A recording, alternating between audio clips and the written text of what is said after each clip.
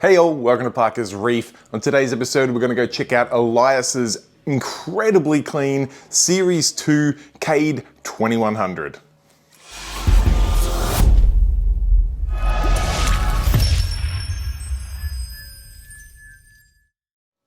Alright, thank you for joining me on another episode of Parker's Reef, and as touched on in the intro, I am out and about on the road. I have been fortunate enough to get an invitation to Elias's place to check out his very clean and very well laid out Cade Series 2 2100, which for those of you who don't know is a pretty big tank, and Elias has set it out just absolutely blueprint perfect. We'll jump over there now so you can check it all out, but sit back and enjoy.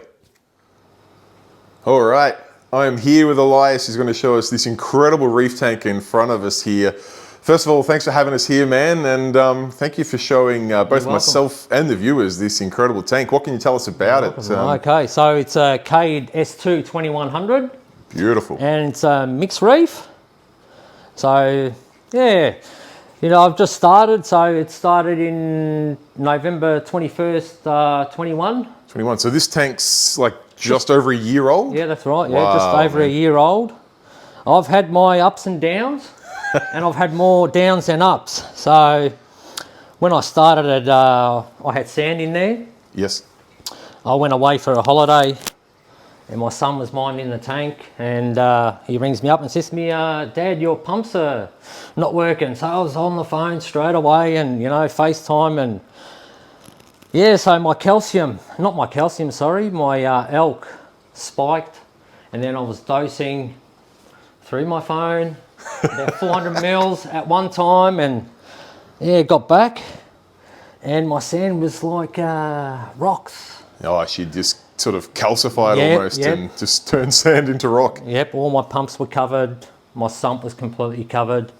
So yeah, ended up coming back, spent 3 days cleaning it, tidying it up, took all the sand out, and yeah, bare bottom. Bare bottom is where it's at now. That's it. Doesn't look too bad for it. I got to say, the nice white base of the Cade still gives it that sort of natural look, which works a treat. What can you tell us about? Maybe we'll start with the equipment, because I can see this big array of Radions up there. We'll work our way through the equipment, and then we'll move on into the livestock. Beautiful. All right, so I've got 5 Radions on there. They're Gen 3 Pros. Beautiful. They'll be upgraded next year to either Gen 5s or Gen 6. Yep. Because I've lost a fair bit of power in them. Okay.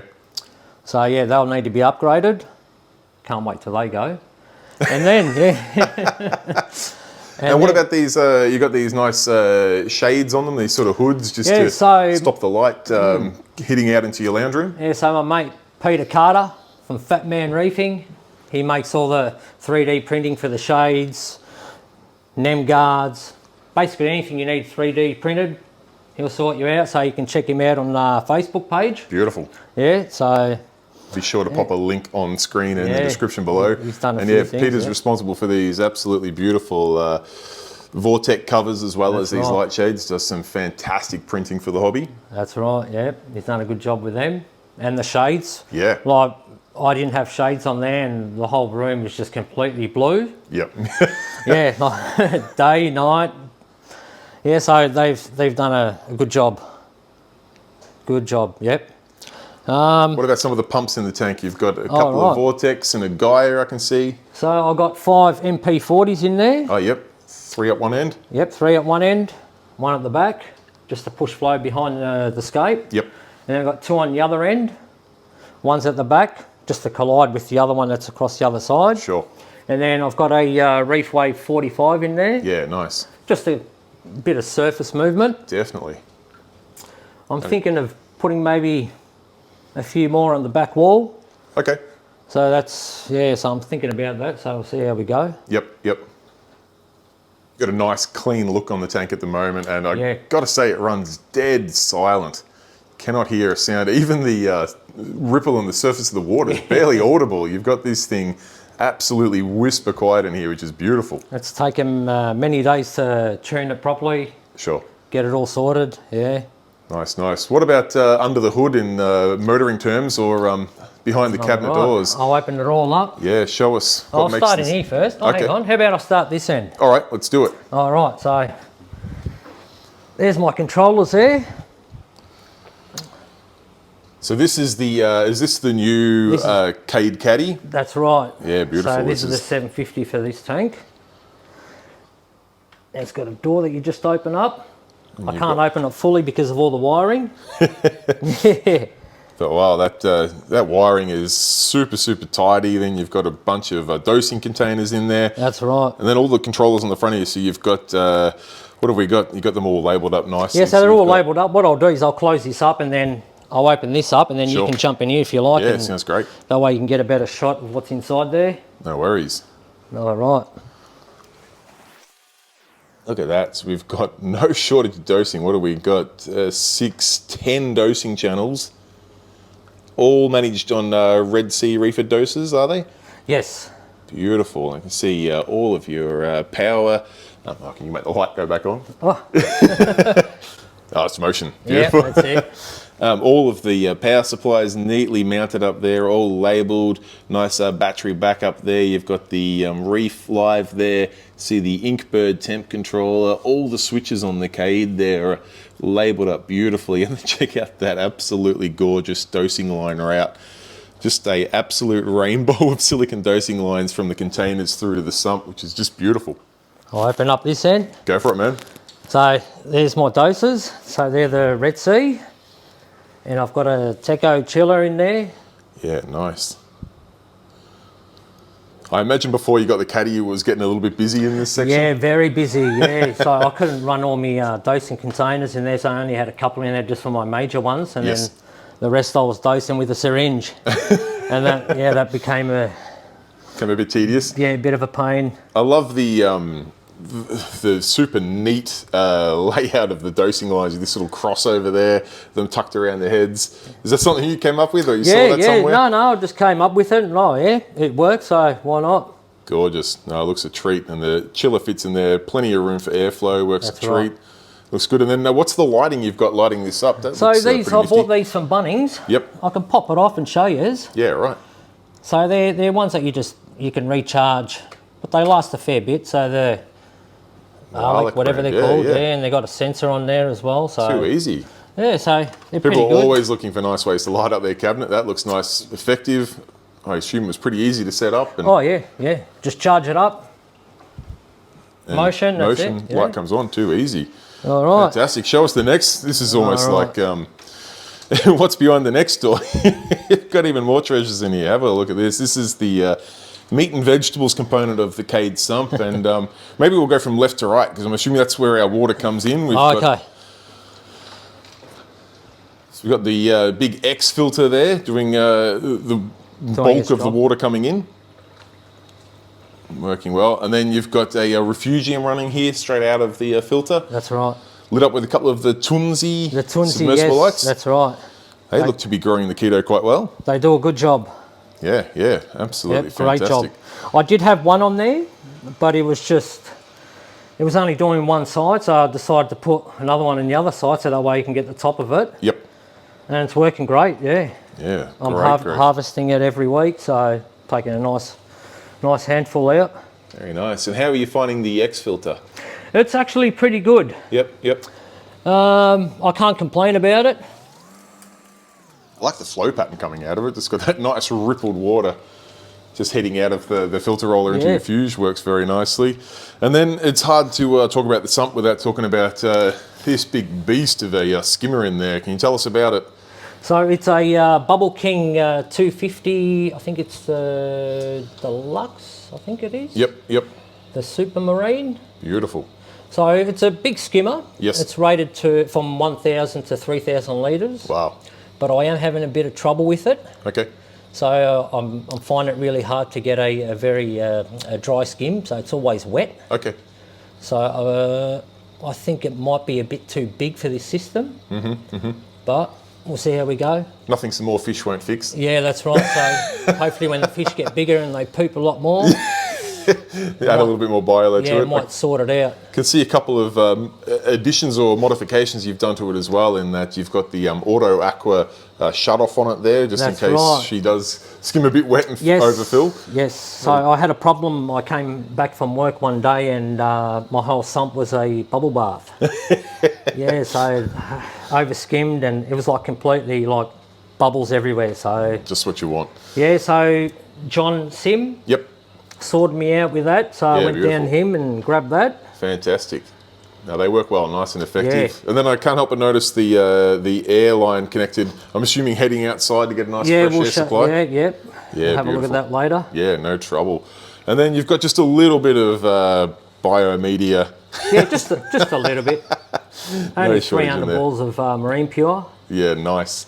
Yeah, and I've got about, I think, 20 max spec blocks in there.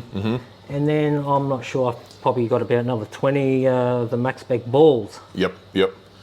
No shortage at all. Now, we can see some Reef factory devices here. We've got a pH monitor, temperature monitor, KH keeper with a doser, all lined up there. Then you've got your Red Sea lines, keeping that beautiful sequential rainbow coming in, dropping right down in front of the return pumps, which is excellently done. And then I noticed you're running some two of the Vectra return pumps there. That's right. One of those on a nice neat manifold here. I'll try and get that up there, which I'm assuming goes outside to... So the one on the manifold, that's running to my UV. Yep.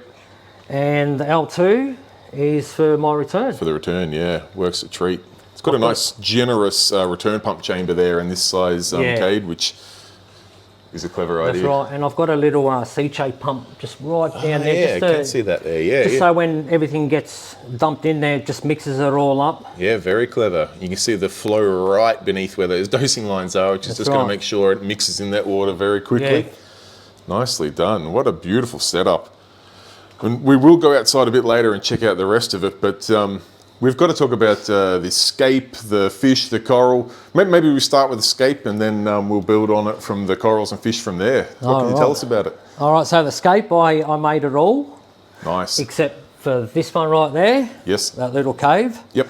That came from one of our friends' tank shut down. So I didn't have my other tank going, so I thought, oh yeah, might as well slap it in here.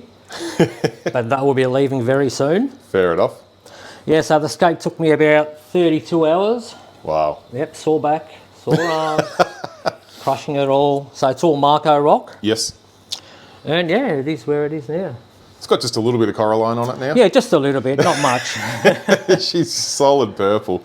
Looks an absolute treat. You've got no shortage of placement options for corals. You've got some good swim throughs, good overhangs, everything you could really want. And I like the way you've spaced some things out. You've got this nice Euphilia garden here, which is, you've done incredibly well to mount those hammers in there to get them to just maximize the space. You've got no shortage of them in there on that one bommy, and then you've left some nice high shelves available there for this SBS to take off, and you can just see that a scape like this is going to really grow into the tank so well, and it's going to looks fantastic now, but it's going to look even better in another year or two when those corals really take off.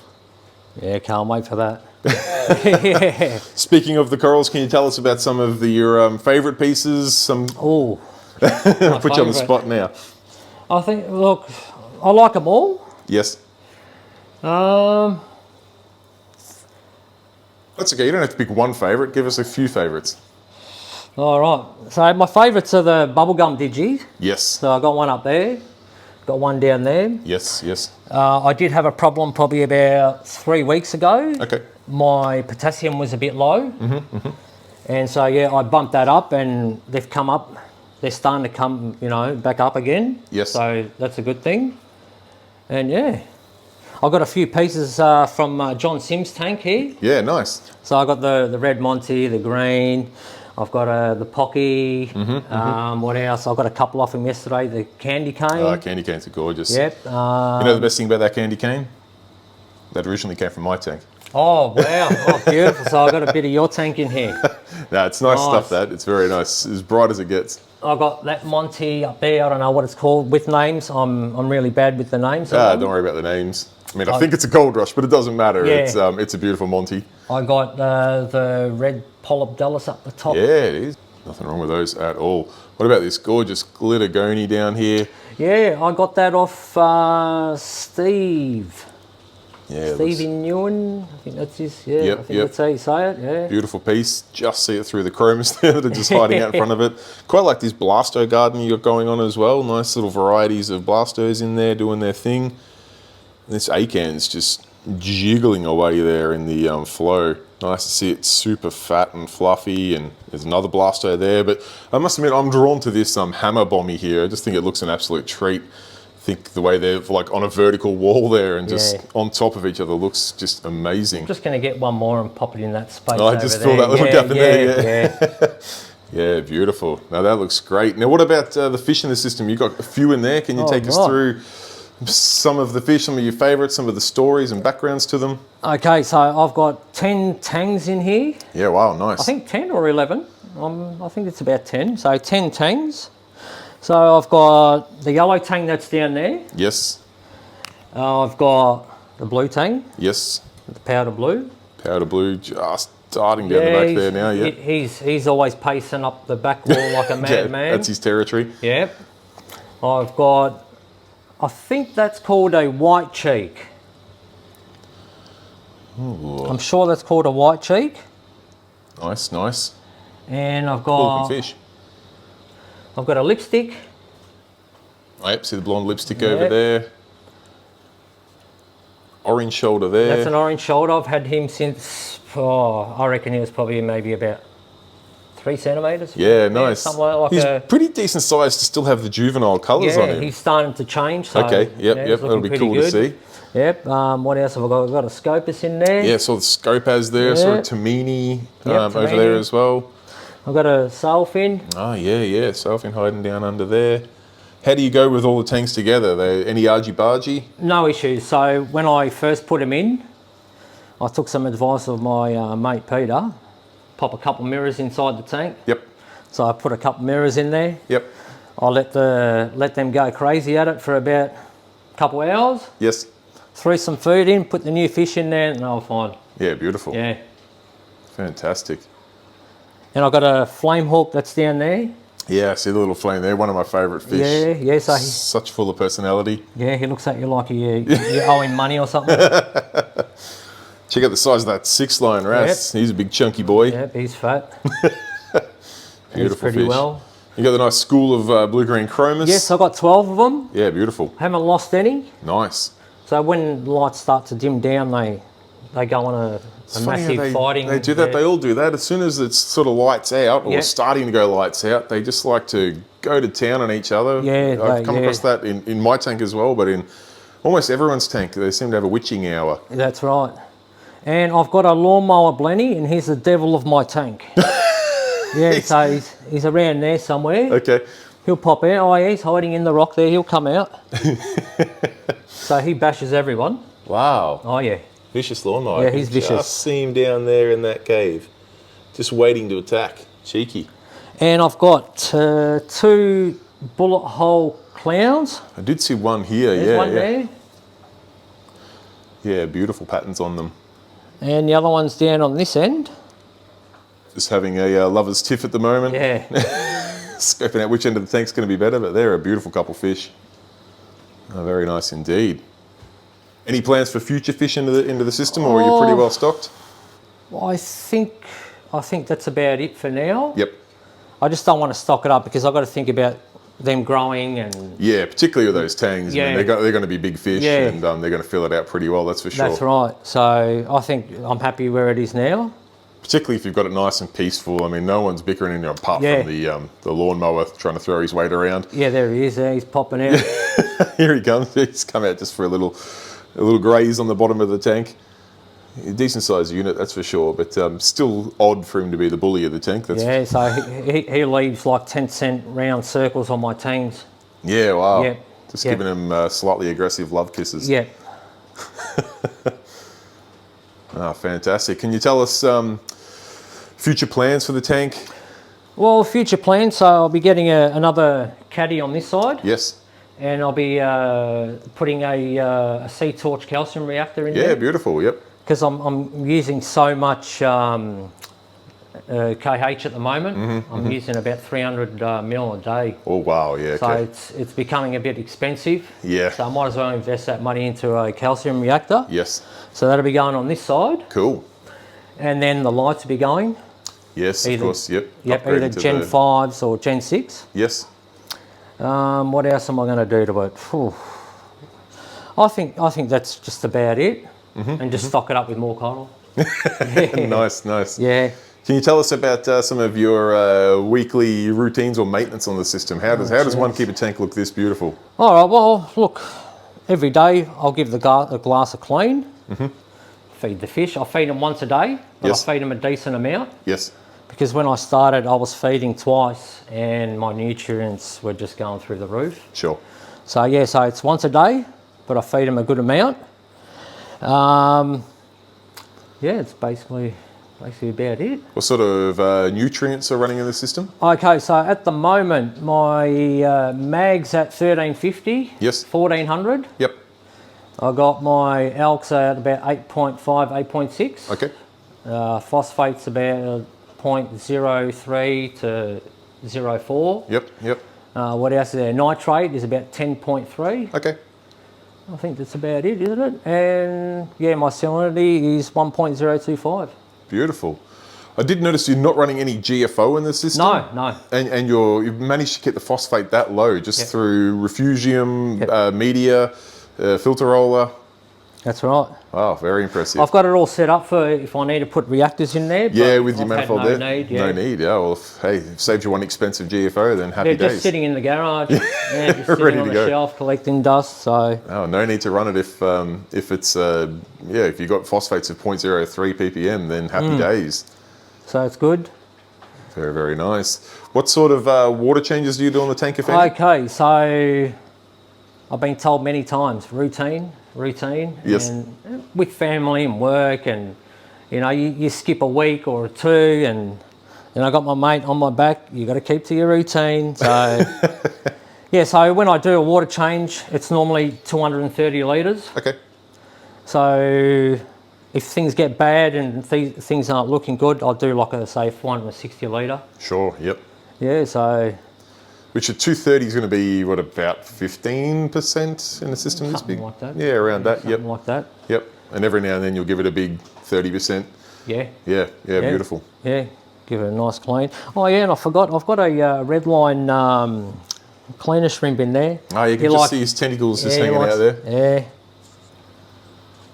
Well, you can't put a hammer there then, that's where he's hanging out. Yeah. We'll have to Well, find he's another all spot. over the place, so Okay. he's always got That's the spirit residents today. everywhere else. Awesome, awesome. Now, I can't help but notice you're running a lot of the Reef factory gear. Can you tell us your thoughts on how that's running for you? Well, they're actually pretty good, so I'm pretty impressed. So I've got the KH keeper in there. Yes. That's working pretty well. I've got the pH monitor. Yes. So pH is about 8.35, Yeah, it fluctuates here and there. Yes. I've got the temp, Yes. just to give me a range, of what my temp's at. Yeah, for sure. What else? Reef factory, that's basically it, and the doser. And the dose. So when you've got the Reef factory unit, then it's controlling the dose for That's alkalinity? right, that's Yep. for the KH. Yep. So that'll dose whatever it needs to maintain the levels that I need. Yep. So I've been pretty happy with it. They're pretty good. Yeah, great. I calibrate it once a month. Yep. That's about it. That's about it. Yeah, there's not much maintenance in it. That's the magic words. It's making it sound all too Yeah. easy. Yeah, no, it's pretty good. But I think maybe down the track I might invest in a full Apex system, Okay. just so that way I can monitor everything all at once and test all at once. So Sure. I'll see how I go with that. Yeah, nice. Fantastic. Now, I did notice you've got a return line coming up over the tank there. Is that coming back from the UV? UV, yes. Yeah, So that's nice. from my UV. Cool. Maybe we should go check that out. All right, let's go. Why not? Let's do it. All right, man. Here we are behind the tank. What can you tell us about this super convenient access point you've got to it? All right, so I can access it through my back door. Very convenient. Super convenient. I've got a 120 watt Pentair UV. Absolute beast of a unit. Yeah, they're pretty big. I had nowhere else to put it inside the tank, so when the tank was installed. I got them to push it forward and works perfectly there. Yeah, lovely. So when I need to clean it, I'll just undo the unions, drain some water out, you know, with the hose, and then pull it out, and I'll give it a nice clean. Yep.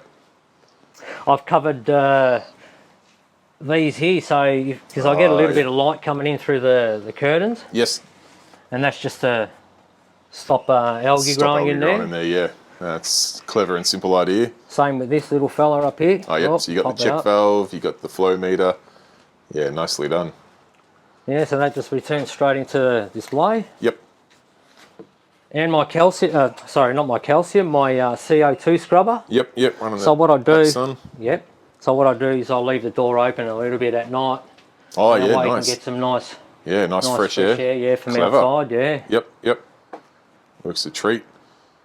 And then you can see all of the plumbing and stuff going into the filter roller and things back there. Your manifold and the drains back down into the tank. Yeah, I had to redo those for the roller filter. Yep.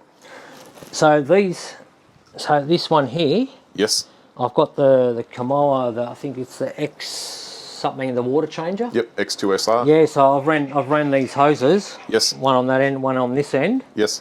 And it's going through my roof all the way into my garage.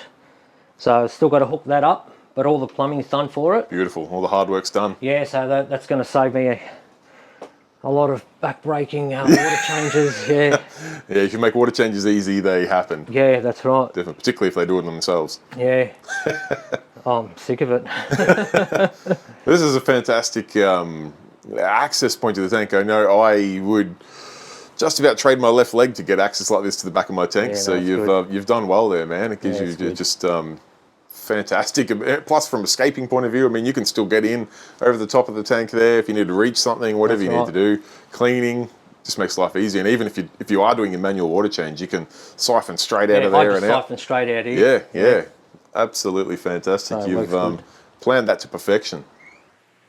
Nice. Anything else you want to show out here? Cable ties. My best friend. Yeah, tell us about them. Oh yeah, so I use them everywhere, so they work a treat. Yep. I got to say, everything is super neat and tidy. Like from your dosing lines, your electrical cables, your sensors, all of the equipment, everything just looks like it was built to be there and has cables exactly the right length of run. But that just doesn't happen by accident. You've done that very purposely. Yeah, a lot of cables. Yeah, a lot of cables, a lot of cable ties.